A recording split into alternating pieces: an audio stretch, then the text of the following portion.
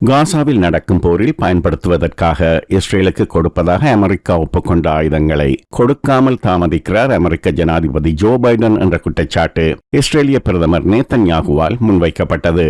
அதை மறுத்த பைடன் நிர்வாகம் கொடுக்க வேண்டிய ஆயுதங்கள் அனைத்தும் கொடுக்கப்பட்டுவிட்டன, ஒரே ஒரு ஷிப்மெண்ட் மட்டுமே அனுப்பப்படாமல் இடைநிறுத்தி வைக்கப்பட்டுள்ளது, அது எப்போது அனுப்பப்படும் என்ற முடிவு இன்னமும் எடுக்கப்படவில்லை என்று கூறினார்கள்.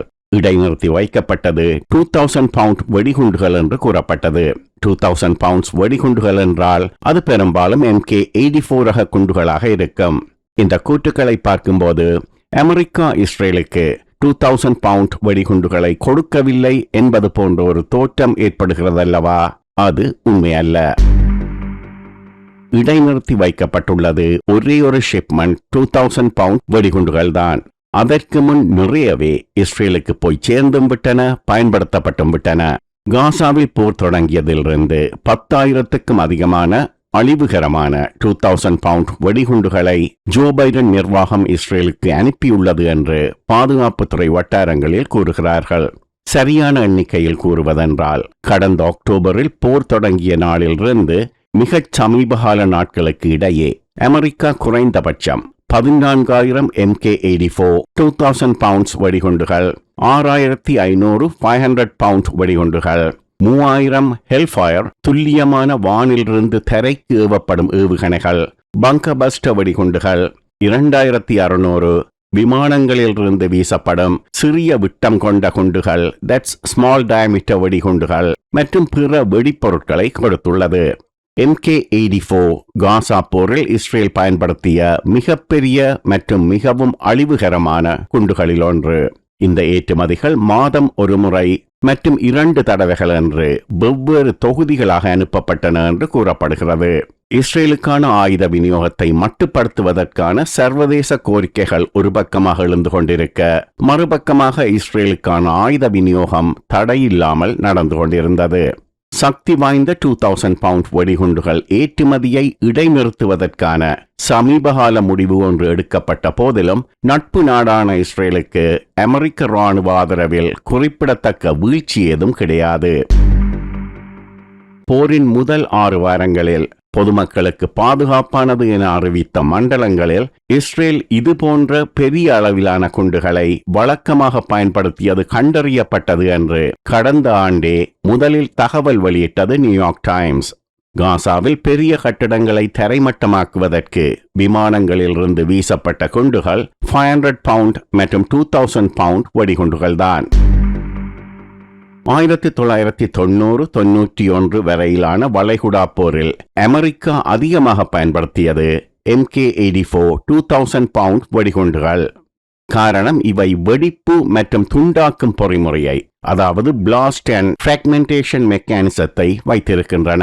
கட்டிடங்கள், ரயில் யார்ட்கள் மற்றும் தகவல் தொடர்பு மையங்களில் தாக்குதல்களுக்கு மிகவும் பொருத்தமானது MK-84 2000 பவுண்ட் வெடிகுண்டுகள்தான். எந்த வெடிகுண்டை எதற்கு பயன்படுத்துவது என்ற ஒரு சூத்திரம், தட்ஸ் அ ஃபார்முலா உள்ளது. காசாவில் தாக்கப்பட வேண்டிய இலக்கு எது என்பது முதலில் முடிவு செய்யப்படும். அதில் எப்படியான அழிவு செய்யப்பட வேண்டும் என்று அடுத்து முடிவு செய்யப்படும். உதாரணமாக, பெரிய கட்டடம் ஒன்று தரைமட்டமாக்கப்பட வேண்டுமென்றால் அதற்கு 2000 பவுண்ட் வெடிகுண்டுகள் தேவை. பெரிய கட்டடத்தின் ஒரு பகுதியை சேதப்படுத்தினால் போதும். அல்லது ஒரு சிறிய வீட்டை தாக்க வேண்டுமென்றால் அதற்கு 500 பவுண்ட் வெடிகுண்டுகள் போதுமானது. இந்த முடிவு எடுக்கப்பட்ட பின் விமானப்படையில் ஆயுதங்களுக்கு பொறுப்பாக உள்ள இலாகாவுக்கு தகவல் அனுப்பப்படும். அவர்கள் எந்த விமானத்தில் எந்த வெடிகுண்டு பொருத்துவது என்ற பட்டியலை தயார் செய்வார்கள். அதுதான் லோட் ஷீட். அந்த அடிப்படையில் வெடிகுண்டுகள் ஆயுத கிடங்கிலிருந்து எடுக்கப்பட்டு விமானத்தளத்தின் ஏப்ரன் பகுதிக்கு அனுப்பி வைக்கப்படும். அங்கு தயாராக இருக்கும் ஆயுதம் பொருத்துபவர்கள் அவர்களை வெப்பன் லோடர்ஸ் என்று கூறுவார்கள். லோட் ஷீட்டையும் வெடிகுண்டுகளையும் சரிபார்த்த பின் அவற்றை பெற்றுக்கொண்டு வெடிகுண்டுகளை விமானத்தில் பொருத்துவார்கள். இதுதான் வழமையான நடைமுறை.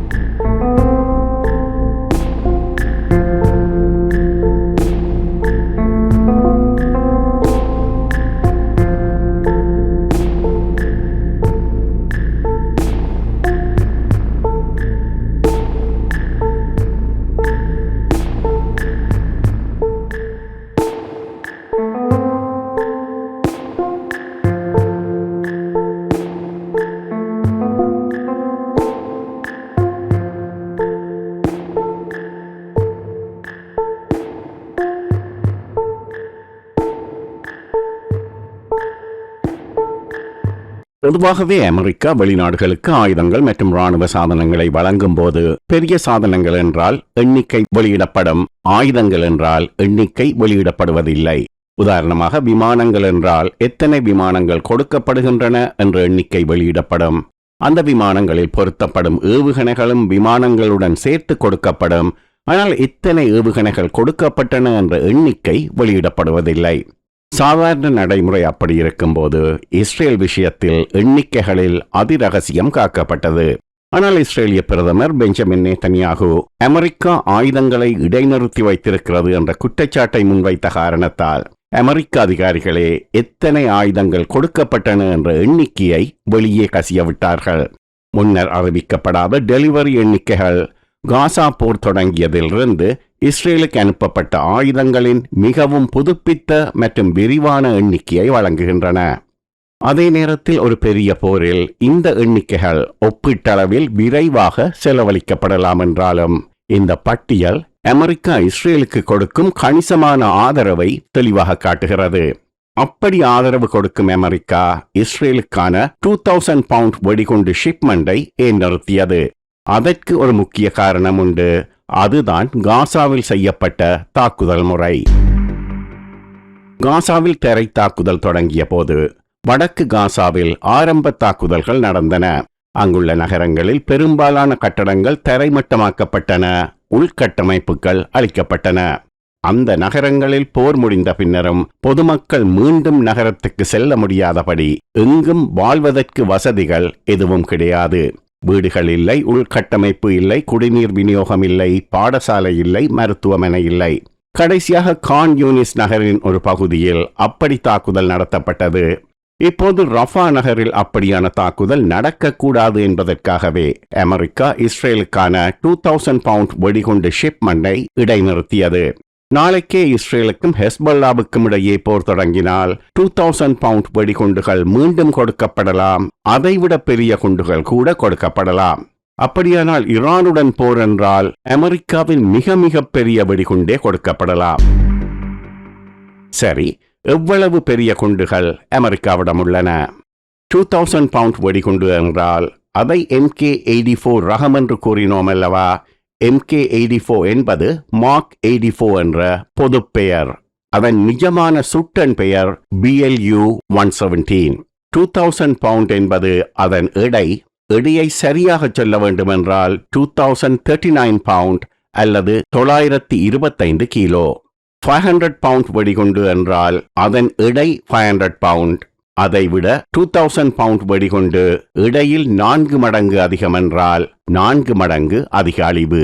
எடை அதிகரிக்க அதிகரிக்க அதில் உள்ள வெடிப்பொருளின் அளவு அதிகரிக்கும், அழிவும் அதிகரிக்கும்.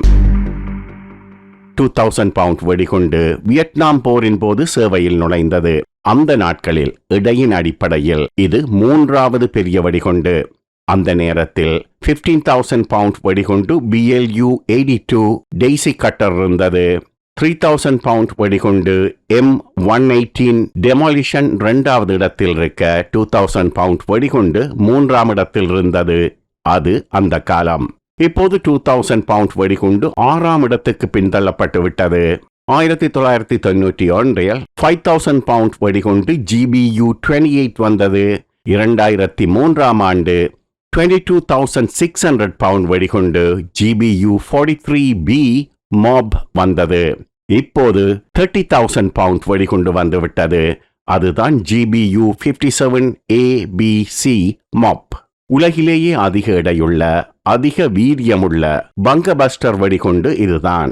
இப்போது அமெரிக்காவின் மிசூரி மாநிலத்தில் உள்ள வைட்மன் ஏர்ஃபோர்ஸ் பேஸில் GBU-57C மாப் வெற்றிகரமாக சோதனை செய்து பார்க்கப்பட்டது.